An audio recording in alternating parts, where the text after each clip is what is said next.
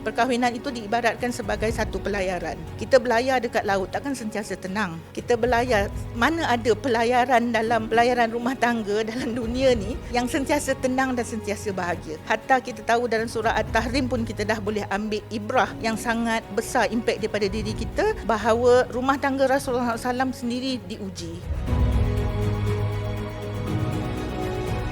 Dalam rumah tangga, kita mengejar barakah. Kita bukan mengejar bahagia. Jadi kalau kita tengok kan, banyak kan majlis-majlis perkahwinan, ucapan-ucapan kepada pengantin baru tu, hatta dalam media sosial pun banyak yang kita dengar, okey, semoga bahagia sampai syurga, semoga bahagia terjannah dan sebagainya. Tetapi kita lupa untuk selak balik sirah Rasulullah SAW, apa ucapan ataupun apa doa Rasulullah SAW kepada pengantin baru. Rasulullah tak doakan mereka supaya mereka bahagia sampai syurga kan? Apa yang Rasulullah SAW doakan kepada mereka? Dia lebih kepada barakah. Barakallahu lakuma, barakah kepada kamu, barakah ke atas kamu, dan semoga kamu berdua dikumpulkan dalam kebaikan. Itu doa Rasulullah. Tak ada pun Rasulullah SAW sebut semoga kamu bahagia, semoga hidup kamu tenang dan sebagainya. Tetapi lebih kepada barakah. So kita pun maknanya dalam kita nak berusaha untuk mencapai kerukunan, keharmonian dalam rumah tangga, sepatutnya yang menjadi moto bagi kita semua, both husband and wife, adalah untuk mencari ataupun mengejar barakah,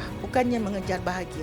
Perkahwinan itu diibaratkan sebagai satu pelayaran. Kita berlayar dekat laut takkan sentiasa tenang. Kita berlayar, mana ada pelayaran dalam pelayaran rumah tangga dalam dunia ni yang sentiasa tenang dan sentiasa bahagia. Hatta kita tahu dalam surah At-Tahrim pun kita dah boleh ambil ibrah yang sangat besar impak daripada diri kita bahawa rumah tangga Rasulullah SAW sendiri diuji. Nak katakan ketika diuji itu ada tak rasa bahagia dia? Masa diuji itu mesti masing-masing akan rasa inilah dia, hilang kebahagiaan sekejap dekat sini kan. Kalau bahagia itu yang dikejar, bahagia itu yang menjadi moto utama dalam setiap perkahwinan, apabila tidak bahagia, kita mula gelisah, kita mula saling menyalahkan, kita mula saling mencari kesalahan orang lain, membenarkan kita, menyalahkan orang dan sebagainya lah. Apa yang sepatutnya kita buat adalah mencari barakah.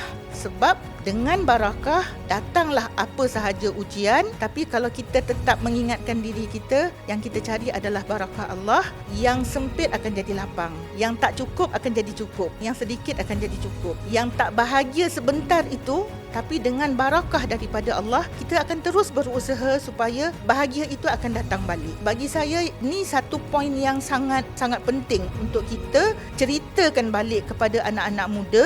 Sebab trend sekarang, trend untuk anak-anak muda, dia lebih kepada nak bahagia. Kena bahagia. Rumah tangga kalau tak bahagia, cari jalan keluar. Rumah tangga kalau tak bahagia, buat apa nak duduk dalam tu? Hatta ramai di kalangan anak-anak muda kita sekarang pun dah mula tak payah kahwin lah, tak payah berumah tangga lah, sebab nanti tak bahagia. Sebab banyak sangat contoh yang contoh tidak bahagia itu dalam rumah tangga kawan-kawan di sekeliling dia. Jadi kalau itulah yang menjadi kunci utama mereka untuk berumah tangga, saya rasa itu satu kesilapan yang besar.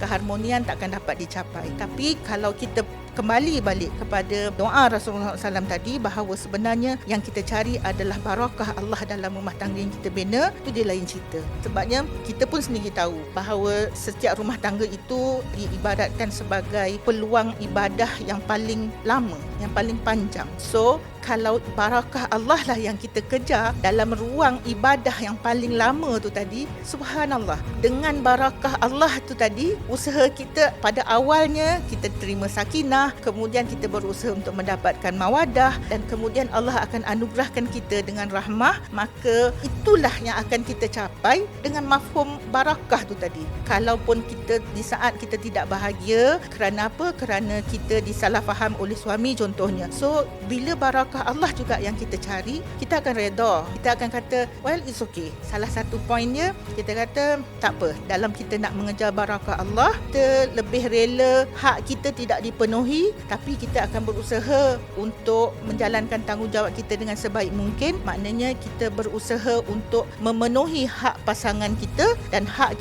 kita berkorban sebab kita nakkan barakah Allah. So kita minta hak kita kita itu Allah penuhkan. Jadi bila itu yang menjadi moto dalam kehidupan rumah tangga kita, bayangkan, dia bukan sahaja isteri tu kena macam tu, suami pun kena berfikiran yang macam tu, berfahaman yang macam tu.